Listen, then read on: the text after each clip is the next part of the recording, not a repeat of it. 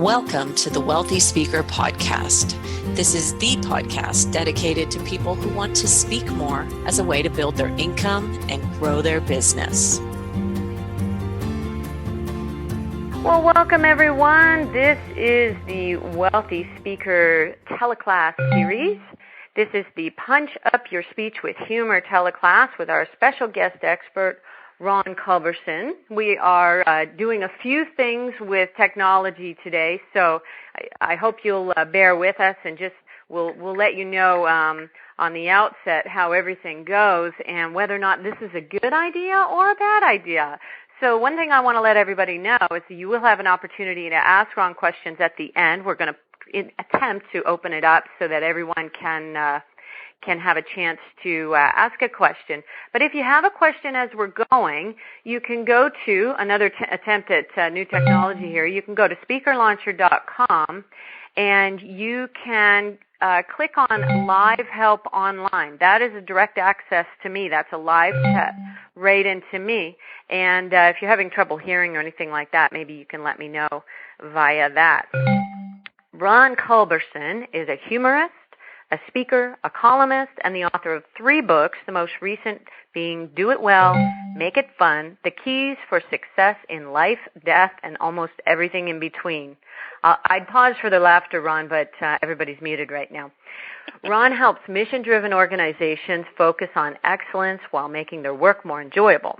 Ron has another company called Funner Speeches, and he and his partner help executives, politicians, and speakers punch up their speeches with humor. That's something that we're going to talk to you about at the end, Ron, and find out how people can get in touch with you about that service that you offer.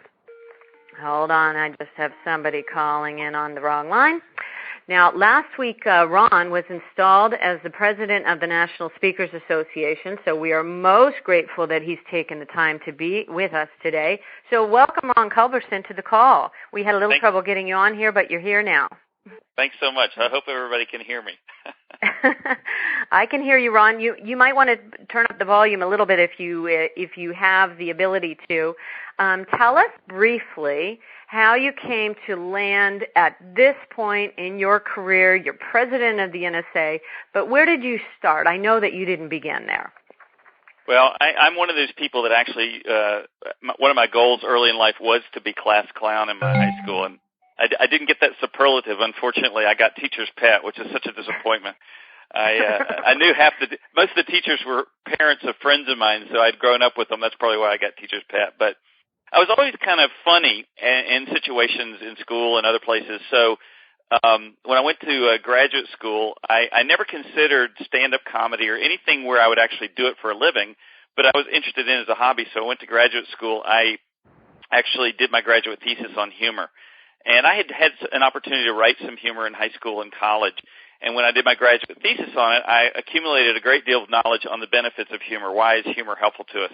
So I put together a little 30-minute presentation, and I was working in a hospital at the time, so I did it for the staff of the hospital. Then I did it for another place in the community. And long story short, when I got into hospice care, which was my first profession, I started speaking at the National Hospice Organization's conference.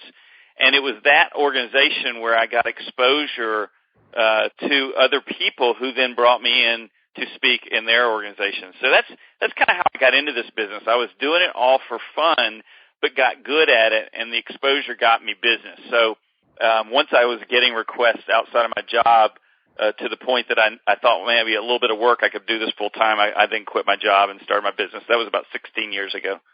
Wow.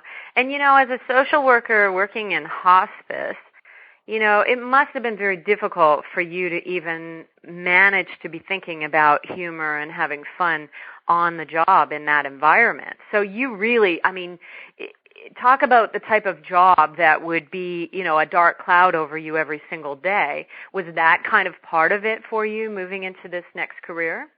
Yeah, well, it's not a barrel of laughs, the work itself, but here's the very cool thing about hospice care is that the people that work there get it. They understand the need for balance in life because on a day-to-day basis, they see, I don't want to say the tragic side of life because it's just a part of life, but what they saw was one of the sad parts of life.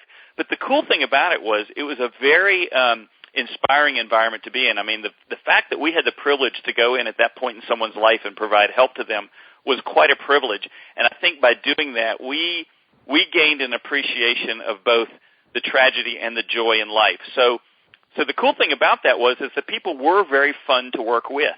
They did not, it wasn't a depressing environment in the least. The work was very serious and could be heavy at times, but the people I worked with were great, fun people. So that's where I think I saw that balance between joy and tragedy actually play out. Wow. Well, I know that you bring that into your world now as a professional speaker. So Ron is a full-time professional out there speaker, and a little bit of what he does on the side is helping people punch up their speech with humor. Now, the NSA program, the leadership speech that you just did, I've been going to NSA for 18 years now, and I have never seen a president enter in the way that you entered. And I'm sure that everybody's thinking, oh, damn, I should have been on the board this year. This guy looks like he's going to be a really fun leader. Tell us a little bit about that particular speech. Were you nervous going into it? How long did you work on it, et cetera? Well, I told some of my humor buddies at the convention that we had to go out for board meetings, so I'm there for about 6 days before I actually make this speech. And I just kept looking at it going, number one, it's not that good. Number two, it's not that funny. But I couldn't come up with anything better. And I kept thinking, this is just not going to work. And I think that's that self-doubt that we probably all have when we're looking at our own material and not really seeing what the potential is. But my whole thing, when you talk about my last book, Do It Well, Make It Fun, the whole concept behind that is not to diminish the integrity of what we do through the use of humor, but to add to the value of what we do with humor. So it starts with being good at what we do and then adding fun and humor to it. So when I looked at this presidential speech, my main goal was, how can I convey something with integrity but do it in a fun way so it's not boring? Because my sense is that the people at the conference don't come to see the president speak. It's an important part of the conference, just that transition, but they're really there to see the keynotes. They're there to see the content experts. So I don't want to be that guy that comes up on stage and everybody's like looking at their watch going, when do we get to the keynote? So my goal was to take every component of the process and try to make it a little more fun. So as an example, when I did the induction of the board and then the induction of all the chapter presidents, I was given this script that was just deathly boring. So I just played around with it a little bit. Now, again, not to diminish the integrity or the seriousness or the dignity of the event, but to just make that process a little more fun. Right. And it was definitely well done. And not at all in any way where if you were new to NSA, you might think, whoa, what are these people doing? And they're in serious trouble with this guy at the helm. It really felt very much like you had a reverence for the position, but at the same time, we're going to make it fun. And so this is what we're here talking about today, is how can people, some of their topic matter are probably pretty serious. And so how do they punch it up? So, you have a very particular brand of humor. I have a word for it, but you tell me what you call your particular brand of humor. Well, I was talking to Sam Horner about this many years ago, and she called it good humor. But since there's already ice cream by that name, we decided that wasn't a good path to go down necessarily. But when I started this business, I have to tell you, and this, stepping behind the curtain, this is kind of one of those things. I don't talk to a lot of people about that, and so since it's just the two of us here, with 100 of our closest friends. Right. I always wanted to be the guy that people said, hey, he's a nice guy, very funny, but there's something there that takes it to a deeper level. And I used to tell people that I was a deeply shallow person. And I think what that means to me is that, I've had some pretty cool life experiences with hospice and some other things. And so I think I have a depth of understanding about our lives and our work, but I'm also funny. And so I kind of want to integrate that all together. So there's this, I think there's a niceness to it. There's an engagement to it. There's a self-deprecation to it, but all in the attention of bringing it all together in a meaningful way. I guess it's a long explanation, but that's always the way I've seen it. It's almost like integrity humor. You know, it's fun Right. without really diminishing anybody else at all. If anything, you're more self-deprecating than anything else, and I really admire that.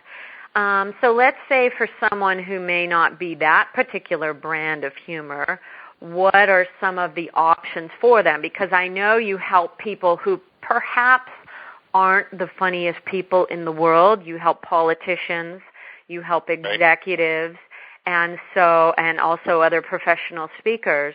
What are the different types of humor that you have seen be successful with kind of different types of people? Well, I think the first thing is that people need to recognize they can be funny. So many people come up to me and say, I'm not a funny person. I kind of take issue with that because if I want to play tennis, I may never be a Rafael Nadal as far as my tennis skills, but that doesn't mean I can't go out on the weekend and have a good time and play tennis. So I think we have to put our expectations realistically. What are we trying to do? And sometimes for someone that it tends to be more of a serious person, it's not necessarily going to be a laugh every 3 minutes or every 2 minutes or whatever. Maybe it's a laugh every 10 minutes. Maybe it's something fun that you get the audience to do where they laugh, but because you got them to laugh, they think you're funny. One of the things I've talked to speakers about is the absolute easiest way to add humor to a presentation, if you're not good at creating it on your own, is just to quote somebody who did say something funny. I remember. I think it was Jerry Seinfeld who quoted that study that said public speaking is the number one fear among people, and it's rated higher than death. And he said that means that if you're giving a eulogy at a funeral, you'd rather be in the coffin. And I just think that's a funny thing. Now, I didn't have to come up with that. I give him attribution. I can quote that. But I've used that quote in a lot of different presentations when I've talked to hospice groups or others who would get that connection to the death and dying thing. So that's an easy way to do it. So if I'm not really funny, maybe I can just share something that someone else said. Now, I do have to deliver it. That's the one caveat is I have to be able to deliver it in a way that's effective. But that's the easiest way. And then we go into personal stories. Then we may get into customized writing, and it just goes higher and higher up the scale with regard to what skill you actually have or want to put into it.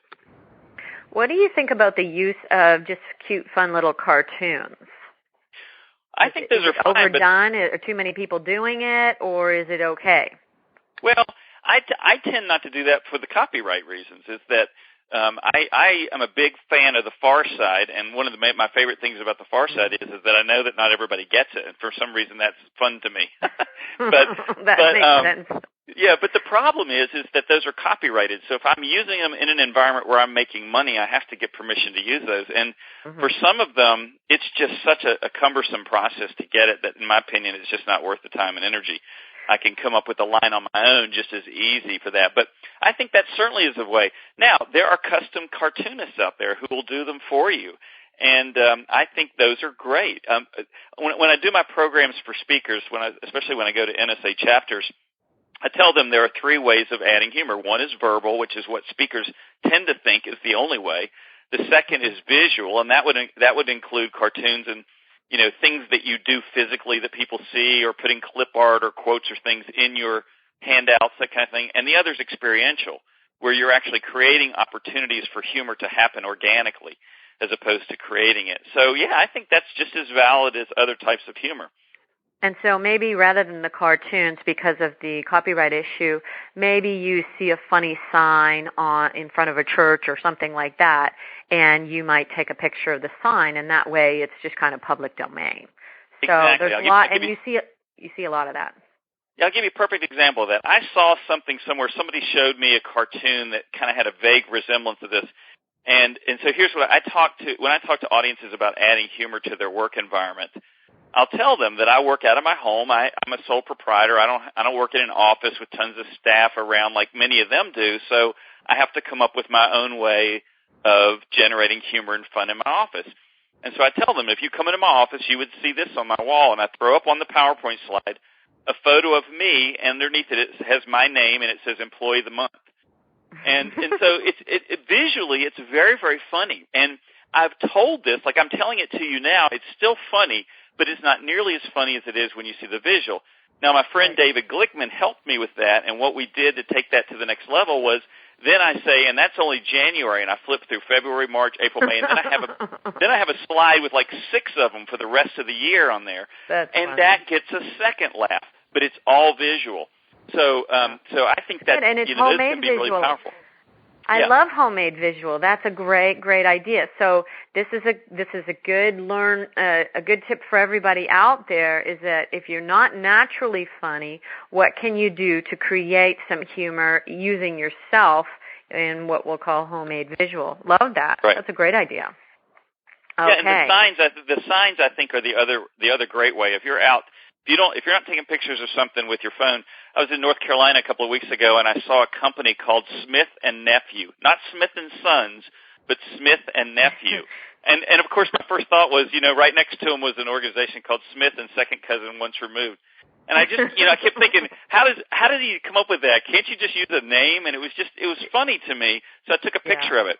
Well, the visual of that is going to get a laugh, and then if I can tag onto it something even funnier, then I get 2 for 1. There you go. 2 for 1. Okay, so we've got verbal, visual, experiential type humor. Let's talk a little bit about telling more humor in your stories. Sometimes I've really noticed, and this is, I think, a lot of people might consider studying comedians, where you'll really notice that they use one word versus another, and just, using 50-cent words instead of a nickel word. Tell us a little bit more about how you do that.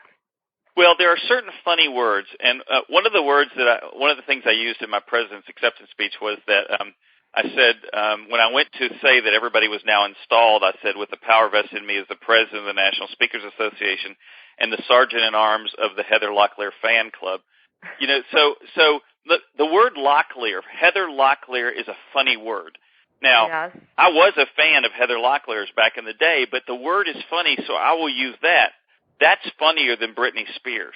The word sounds funnier. So you hear, and it's a K word. It's also just the visual that creates a lot of different things happening there, but it's funnier. So when we're writing things, we're looking for that funny word.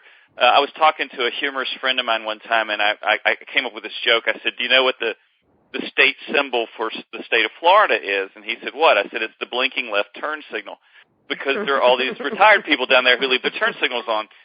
By the way, I'm just explaining that for the people who didn't get it. So here's the thing about that joke. If I had said the symbol is a right turn signal, it's not as funny. Number one, left is funnier than right. When you just hear it, it sounds funnier. Then you add the word blinking to it, and it brings it to a whole new dimension. And that's how that joke evolved. I tried it first, and I said it first with the right turn signal, and then over the next 2 times I told it, I adjusted it, and I got a much better response. That's how that's how we write. That's how humorists and comedians write. They keep playing with the words until they get that right combination. Yeah. And you can find that a small audience will respond to one thing and a larger audience will respond to something else. One of my clients in the past has had a comedian was one of his coaches, and so he would coach him and say, now this might not fly with the smaller audience, but try it with the bigger one. I bet you'll get success. And sure enough, it's working. So I think that trying and really testing things out is really the way to go, don't you think? It is, and I will say that there was a great book written by Larry Wilde. I think it's called Great Comedians Talk About Humor. I'm looking for it. I don't see it right in front of me right now, but the idea is that he interviewed all these great comedians like Jack Benny and Milton Berle and all these guys, and they will talk about the fact that you can go to the same audience on 2 different nights, and it's a totally different response, like in a comedy club. So it can go over. Now, I'll tell you something really significant about a large and a small audience when it comes to humor, is that sometimes the energy is different, and we don't deliver it the same way. If I get in a group of 10 people, I have a tendency to hold back rather than fully committing to the humor or the line. And what will often happen then is it comes across as flat. And if it's flat, it's not going to connect the same way. So I think that's another thing that happens when you get different size audiences or different dynamics within the audience. You've got a group of doctors versus a group of nurses. They respond to different kinds of things. And you have to know that going in so that you adjust the material accordingly. Gotcha. Now, but before we go to the next question, I just want people to know if they would like to ask a question. I'm trying a new technology here.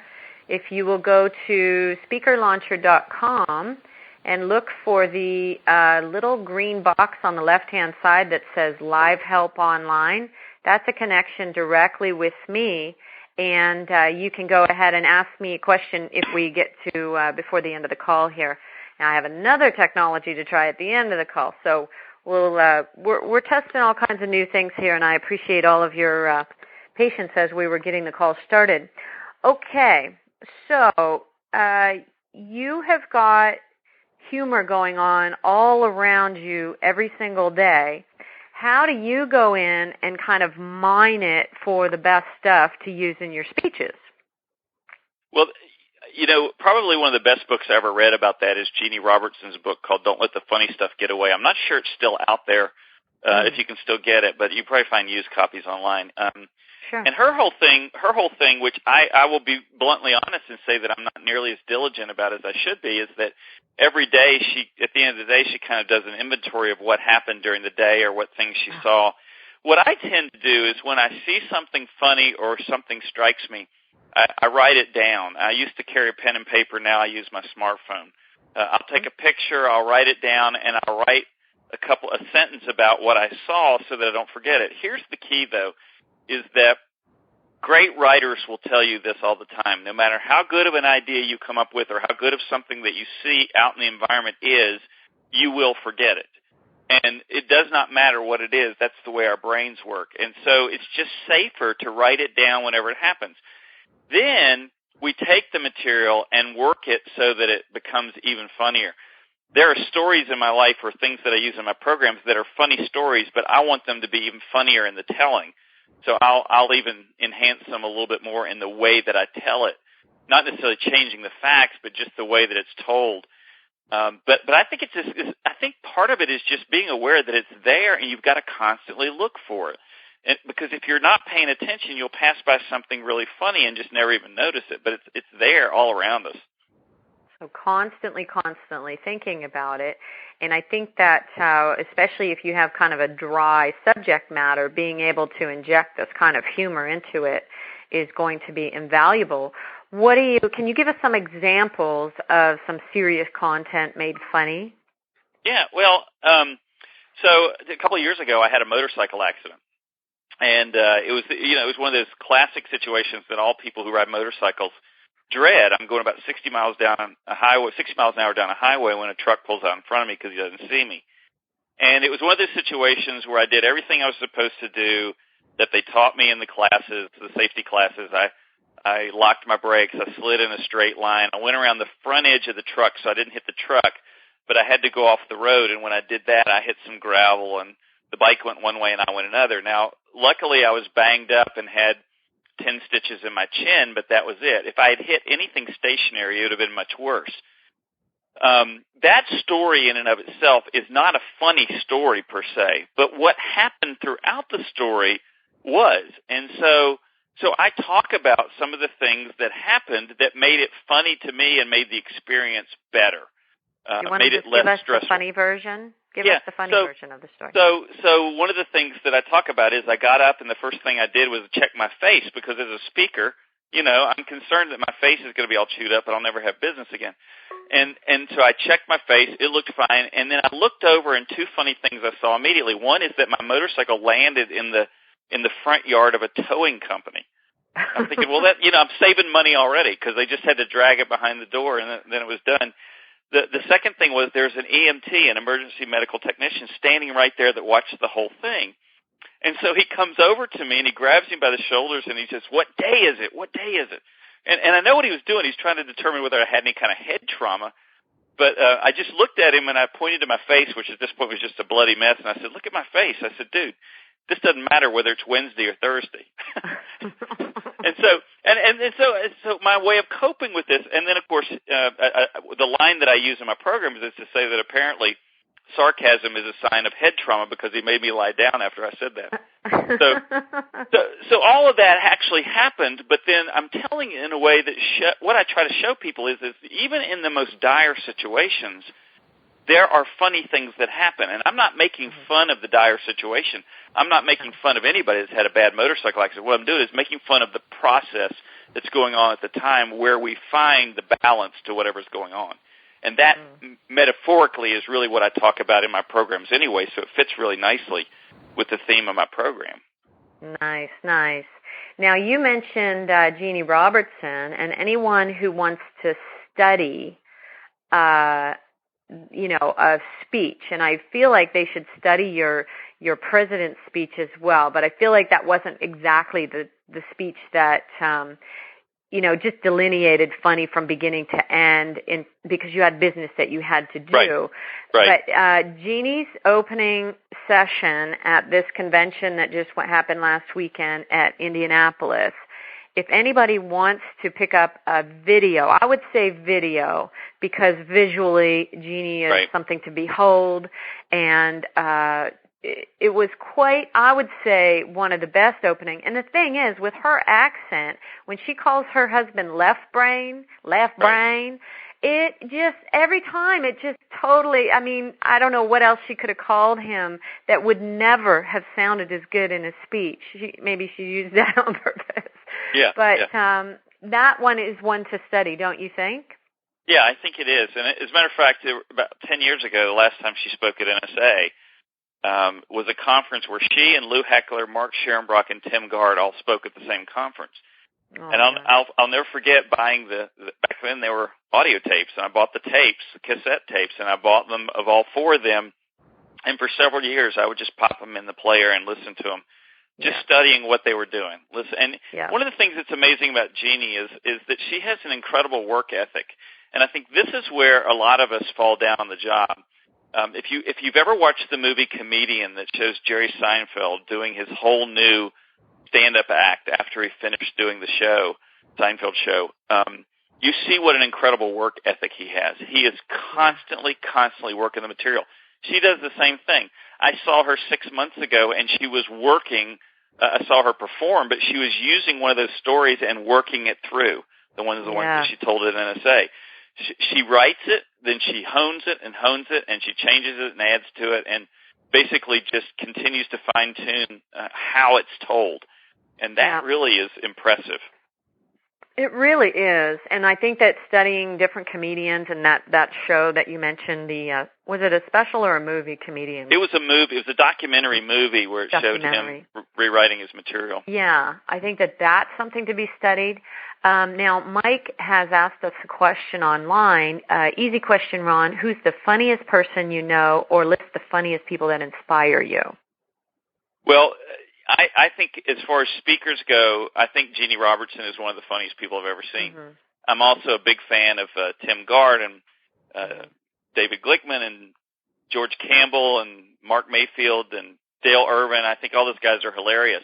Now, when you get out into the world of comedy, I was a hardcore Steve Martin fan. And I think his autobiography called Born Standing Up is a brilliant book because you actually see what he was doing, and he was really destroying sort of the standard of comedy when he started his comedy because he wanted to do something different. And I'll never forget a line in that book where he says, I watched comedy clubs and people were anticipating the punchline and laughing before it was delivered. He said, I wanted to create comedy where they didn't know it had happened until I was on to the next joke. And I thought, that's just amazing. But I think he's brilliant. I think Brian Regan is really, really funny. And what I love about him is he's 100% squeaky clean, and you can take That's your family. What I was just going to say. You remind me of Brian Regan because of that squeaky clean element. And if you all will go on to brianregan.com, I think it's Reagan. Do I have that right? Yeah. I can't remember how it's spelled, but I think it might be Regan, but I'm not sure. Just Google Brian Regan comedian, and we've purchased, my husband and I have purchased his DVDs in the past, and they are all squeaky clean, yet very, very, very funny. And that is kind of my favorite brand of humor because of being, I guess, maybe in this corporate environment that we all live and work in. We can't really get away with much different. And I also feel like sometimes swearing and other things are the lowest common denominator. They're not necessarily as smart and challenging. It's not as easy to do it either, and I really appreciate that out of Brian Regan. Okay, thank you for sharing. If anybody else would like to ask a question, go to speakerlauncher.com and click on that little green box that says live chat, live help online, and I'll get your question in. Okay, so we know delivery is so important. What techniques can we offer our audience today for delivering humor effectively? Well, this is one of those I shouldn't say intangible, but it's more of an abstract concept to me. I find it hard to actually teach delivery because there's so much feel involved. It's just there's something about it that is intuitive, and sometimes it's hard to describe. But what I do is I just play around with things. A friend of David Glickman and I were talking about this the other day, is that we're amazed at how we can change one word in a sentence and get a whole different reaction from the audience. And you would think that after years of doing this, we would know it before we got there, but then we still learn. And I'll give you a perfect example.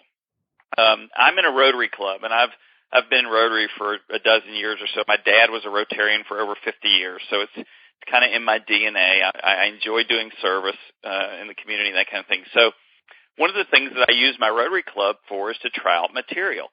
I set a goal of saying something funny every time I go to a meeting. So I'll just stand up and say something based on what's happened. And one time I had come back from a trip, and I had been in the baggage claim area of this airport, and I'm watching the luggage come out, and there's a suitcase, another suitcase, and then there's a woman's bra just laying on the conveyor belt in between the suitcases. Now, there was no indication from the suitcases. They weren't busted up. There was no indication why it should be there. And so, of course, my first thought is, why? How does that happen? Like I said, I'm not an engineer. I don't know if they can just pop off. I don't know how that works.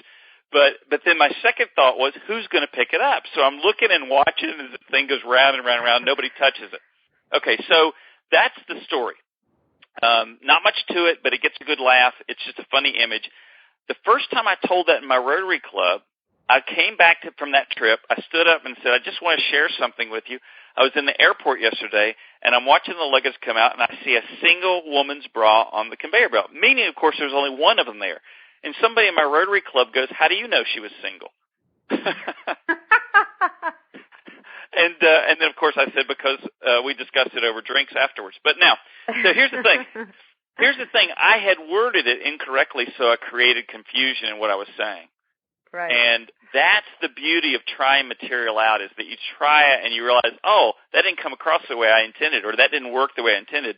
So practicing it with friends or with family and saying, hey, is this funny? Or going to somebody like me, like David Glickman and I are just really close friends, so we run material by each other all the time.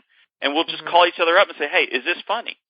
And just to get a feel for the pacing, the flow, the delivery, all that kind of stuff. So I think that's probably the best way to get that feedback, is trying it out, because sometimes we don't have that inner barometer that's really clear about the delivery itself. Gotcha. Hey, we have a couple of questions coming across here. So I want to just reiterate, Jeannie Robertson. Jeannie is Jeannie Robertson. If you Google Jeannie Robertson comedy, I think you will get it. She's got tons of stuff out on YouTube that you can look at for free. It's actually Jeanne, not I-E. A-A-E. Sorry about that. Okay, thank you for clarifying. Jeanne Robertson. Right. That's one that we were talking about. Another question that came up was, what do you do if material that you've relayed isn't necessarily offensive, but somebody got offended by it? How do you respond to that? Oh, the ultimate dilemma. This happens to me all the time, and I say that not like it happens to me all the time, but I am very conservative in my humor, so there is no malice, no ill intent when I deliver something. But it's funny to me how people will take it differently. For instance, I tell a story about going tubing down a river when I was a kid, and I was 13 years old, skinny as a beanpole. And then I'll say, but I was chiseled, meaning like I was muscular, like I was cut. Yeah. And it gets a funny reaction. People laugh at that because I tell them I weigh like 85 pounds, but I was chiseled. Well, some woman thought that was something sexual. I don't think she'd ever heard that phrase before, so she didn't know what it was. Oh, that's funny. And so the evaluation form, she just ripped me apart over and over and over about how sexual I was. Well, that's just so far from who I am that it. Oh, gosh. But here's the problem: is that it goes across the coordinator's desk, or the person that hired me sees all that. And, of course, it has an impact. And so, it's important to have a conversation. If anybody ever said that they were offended to me, I did have somebody tell me they were offended by something, I immediately apologize. And I just tell them that was certainly not the intent. If it happens regularly, then you got to look at your material. My feeling is if somebody reacts to one thing one time, that's a blip on the screen. If it happens a second time, there are probably more people out there that were equally as offended, so I take the material out. But and because and would you take out chiseled? Would you take out chiseled in that situation? Perhaps no, not? I wouldn't, because I think that was one person's misunderstanding, and there is absolutely not anything remotely sexual about that. So I think in that situation I wouldn't, because I hate to say this, it sounds so arrogant, but I know better in that situation. But if it is something that walks up to that line, and maybe it doesn't cross it, maybe it's not offensive to most people, but sometimes it may be to somebody, you got to pay attention to that, because in my opinion, it's not worth irritating. It's like doing political jokes. It's not worth irritating half the audience to make a point. Somehow that just doesn't work for me. I think you lose then the ability to influence them from that point on if you offend them. Right. I totally agree. And I think Rosita Perez said years ago, if you've offended, one person, it may be one too many. So it's something to think about for sure. Yeah. Now, a comment came across, something Darren LaCroix and Craig Valentine or both has said really stuck with me. Uncover the humor, don't add it. It's already there. What do you think about that? Well, I think that's true a lot of times, but I think, one of my favorite things to do is to take a story that is mildly amusing and make it hilarious. And I think in order to do that, a lot of times we have to, maybe we're talking about semantics here, but I think what we're doing is we're taking material, the way I would describe it, we're not changing the facts so that it does not resemble the story it started out to be, but we're telling it funny. So we're adding things that, like, for instance, I tell a story about my wife cutting a big swath across my hair when she was cutting my hair one time. She just cut this long strip down the back of it, thinking that the blade guard was on the clippers, but it wasn't. So essentially I have this bald spot that is now connected to my neck through this long alleyway. And so I tell the story, people are reacting, they're laughing, and I said it looked like my bald spot had an exit ramp. Now, that's just, I don't know where I came up with that. I don't know what made me think of it. It's a funny line. It gets a huge reaction. But that, to me, is an example of adding humor to the already funny story to make it even funnier. Right. So I think it's both. I think we often miss stuff that's there that we can uncover, and then I think we also can add it. We can create humor along the way of the story, of the journey of telling the story. Good. Okay. So we've offered up a few ideas in terms of how to really go about getting the humor out. Let's see if we can get a question here from someone who I'm not sure. I don't know that we really have an ability to workshop any ideas because you have to tell a whole story and kind of get it to punch up. But let's see if anybody has any questions for you. And what they can do right now is hit a 5-star on your phone. Hit 5-star, and that's going to show me that your hand is raised, and I'll be able to unmute you. And this is another new technology that we're testing out here, so I hope somebody will attempt to ask a question here so I can try it out. And while we're waiting, can I share a technique with you that I think can be helpful to people? And it's not something new, and so I don't want to pretend that it's something I came up with, but it's the system that I use to write humor. What I try to do is look for what I call the magic of humor is this concept called congruent incongruence. And essentially what that is that two items that are connected in some way but disconnected in the same way. So, if I were to tell you a joke and I said, this mushroom walked into a bar and the bartender said, I'm sorry, we don't serve mushrooms here. And he goes, why? I'm a fun guy. All right, so it's a very corny, old, bad joke. But what's happening is you have a connection between a mushroom and fungi, and the phrase fun guy. It's disconnected, but it's connected, and it's this combination of the two that gives it the humor. So when I'm writing humor, what I'm looking for is those connected disconnects. And I'll make a column of two different ideas, and I'll just brainstorm those two different ideas and look for those places where there might be overlap. And that, to me, is where I find humor. Very cool. Very cool. Now we have a question from June Klein. Is there a formula that you use or any kind of process that you use to funny up the observations? And she says, yes, he's just explained it now. Great minds think alike. Okay. Yeah. So I guess you've already really explained that. Let me give you another example, because I think this is sometimes hard for people to get their head around. So let's just say, I'll give you an example that happened to me. I'm going into my Rotary Club, and on this particular day, I'm supposed to do 5 minutes of just shtick to start the meeting off. So the night before, I'm trying to come up with things. Well, it just so happens that day or the day before was when Tiger Woods drove his car into the tree right next to his yard. All right, so he just, he went less than the length of his yard and hit a tree.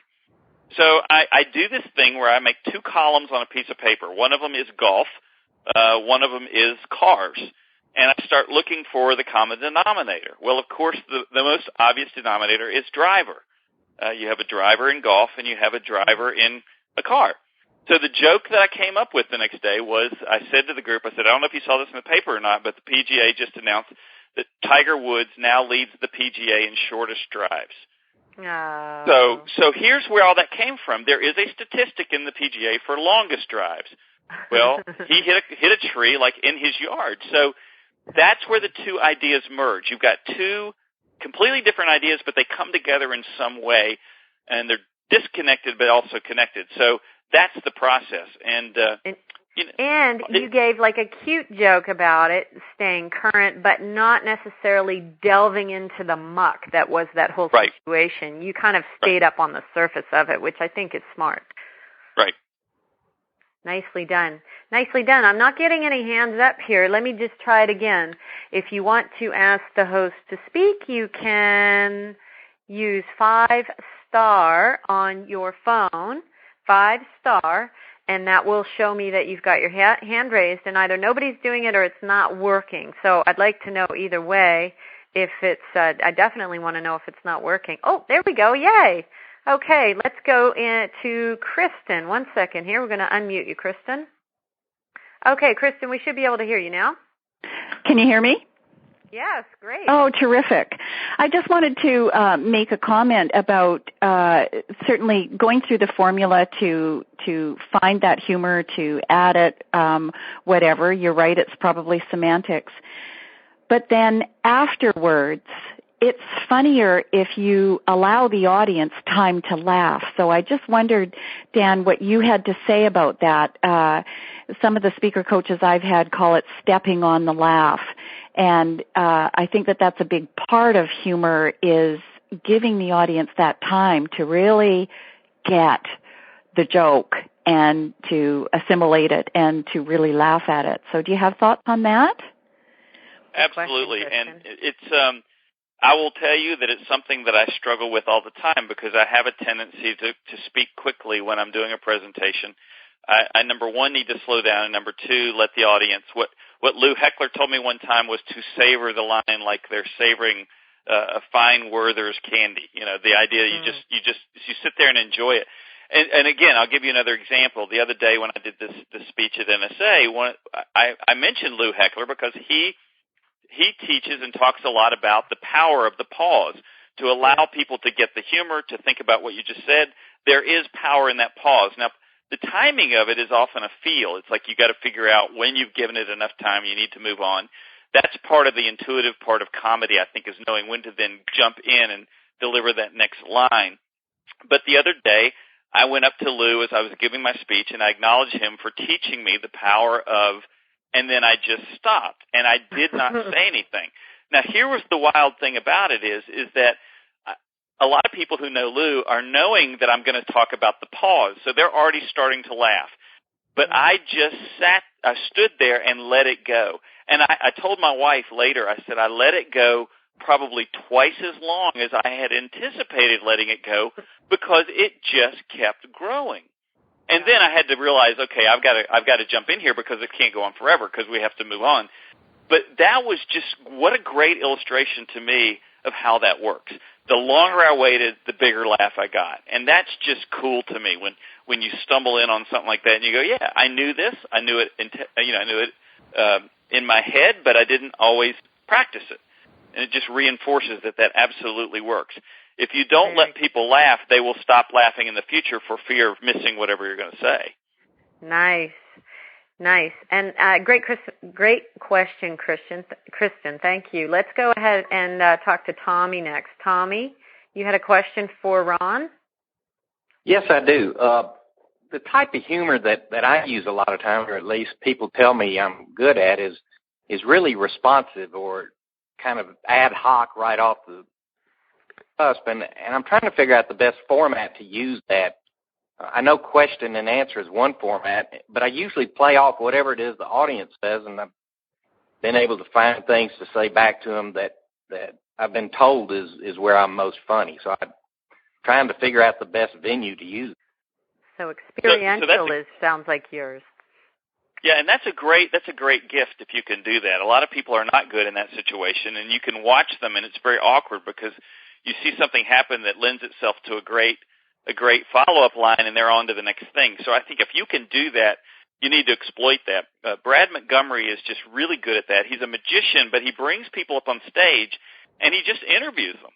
He's getting ready to use them in some sort of activity to illustrate a point, but before he does that, he interviews them. And what he's done is he's developed over the years questions that lead him to potentially funny answers. They're not absurd questions, but he just knows that, like he'll say to somebody, you're at a conference, what would you be doing back home if you weren't here now? And he's done it enough to know that probably 1 out of every 2 times he's going to get a funny answer. And then he can play off of that. So I would suggest that you create some process within your presentation that allows you to either roam through the audience and ask people questions or bring them up on stage and create that environment where you can get them into a dialogue, and then you can use that skill that you have of being able to respond in a funny way. Audiences love that. I used to do it where I'd go in through the audience and ask them to share their most embarrassing moment. 2 things happen with that. One is that people told things they should have never told in public, which just continued to amaze me as I watched it. But secondly, it allowed me then to respond to what they had said with something funny, and it just added to the whole experience. So I think that's a great thing to do, and it's a nice way to get us off the stage without the focus solely on us. Well, I think, too, I work with family-owned businesses and their advisors, and if I can put that kind of humor in there, it's a whole lot more fun for both of us, I think. And then the other thing just to remember is that once you deliver one funny line, tuck that away because you can use it over and over and over. It'll sound like you just came up with it. So don't throw those good lines away. Find ways to keep using them. Nice. Thank you, Tommy. And I think Nick was saying over on the web chat, Nick was saying, way to go, because most of the time you don't think about it until the next day, what that funny line should have been. Let's talk about that here really quick, Ron, because should you not plan for all the things that could normally happen in the room? A cell phone rings, somebody drops the water glass, just all the various things, the fire alarm goes off. Do you have a plan for all of those things that are funny? I should. And some of the things that have happened, like I think the greatest line I ever heard was the guy that stepped off the edge of the stage and landed down on the floor. It wasn't that far of a fall, but he landed down there and he looked up and said, I'll take questions from the floor now. And that's just, to me, brilliance. That's brilliance in action. So when we see things like that or we experience them, I think they get tucked away in this mental bank that we then recall when those things happen. Sometimes I just react in the moment because what's cool for me is I might have just said something that combined with what happened makes the funny line that I would have never been able to prepare for. I think it's always good to have those savor lines to prepare for things that happen. But I think if you're really present in the moment, it will be there for you. There'll be something that you can play off of right there and then, and that makes it even better because it's really tuned into what's going on. Nice. Hey, we have a caller from the 210 area code. I'm going to unmute them. If you could announce yourself, please, the caller from the 210 area code. This is Dave. Dave, go ahead. We would love to hear your question. I really didn't have a question. I was just trying to help you with your technology. Oh, I'm teasing. You're so sweet, Dave. No, I was going to ask him about top 10 list, if he had any success with that and what his thoughts were on that. What's that? Say it again, Dave. You just broke up a little bit. Just say it one more time, what you asked. I was going to ask about top 10 list, if he had success with that and what his thoughts were on that. Thank you. Okay, so I'm going to be a little biased in this, and I'm a big believer that it's not stealing per se, but it's using something else that someone else created. So my thought was come up with another way that's your own that then becomes identified with you. And now I do a list of questions that I ask healthcare audiences that I came up with my own, but I don't call it a top 10 list. I just say I've got a self-assessment questionnaire to determine whether you're stressed out in healthcare. I could very easily call it a top 10 list, but in the world of comedy, they call it hack when people take other people's material or play off other people's material. I never did stand-up, so I'm not saying that that's what I did, but I'm a big believer that it has much more value to you if it's yours rather than someone else's. Now, all that being said, there are a lot of people out there that do great games like parody of games like Jeopardy or things like that where they're playing off of a game that everybody knows. But I tend to be more into doing my own thing rather than using something that's known by somebody else. Thanks. Okay. That's a good question, Dave. Thank you very much. Let's go next to the 204 area code. I'm going to unmute you. If you could announce yourself, please. Hi. Hi. My name is Rolande. Ron, I want to know if when you're on stage and people are laughing, do you actually let yourself laugh at a certain point and join in, and how do you manage that?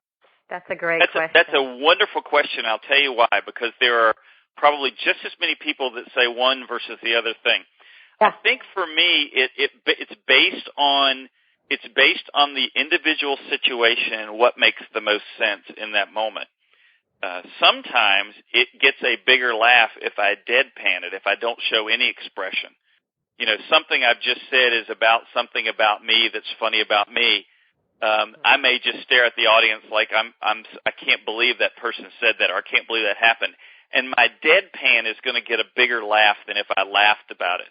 But sometimes I'm laughing with them about something that happened in a situation, and it's kind of like we're all in this together. I think that's hilarious.